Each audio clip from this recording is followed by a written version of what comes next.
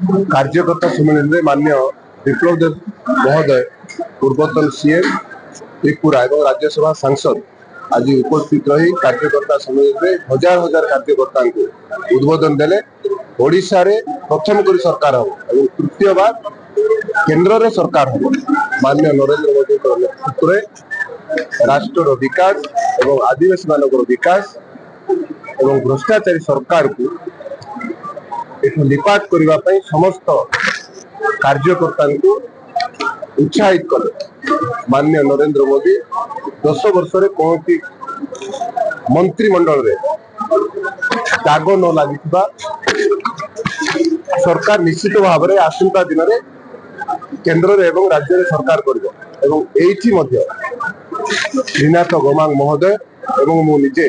संसदीय प्रार्थी हिसाब रे निश्चित भाव में विजयी निजे देखिले एटा कौन सी पब्लिक मीटिंग नथिला। एटा हमर मंडलर समस्त कार्यकर्ता एवं शक्ति केंद्र कार्यकर्ता पंचायत कार्यकर्ता बूथ रु आसीथिबा कार्यकर्ता मानकर एटा बैठक थिला। एटा होची निर्वाचनी बैठक जो बैठक के आज हम कार्यकर्ता को गुरुमंत्र देई हमर जो मुख्य अतिथि आसीचंती भारतर राष्ट्रीय नेता तथा त्रिपुरार पूर्वतन मुख्यमंत्री एवं वर्तमान राज्यसभा सांसद अच्छा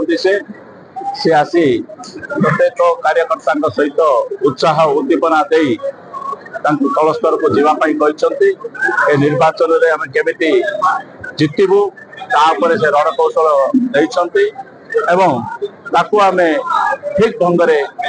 बूथ स्तर कार्यकर्ता मानू मंडल सभापति मानू से भाया दिग्दर्शन देचु एवं आगामी दिन में आम कोरापुट लोकसभा जितबू एवं गुणपुर विधानसभा जितबू ए लक्ष्य रे आम बर्तमान ए निर्वाचन लड़ी आसुचु एवं विरोधी को जमी मुकाबिला करिया कथा से मुकाबिलार रणकौशल आम ठीक कर।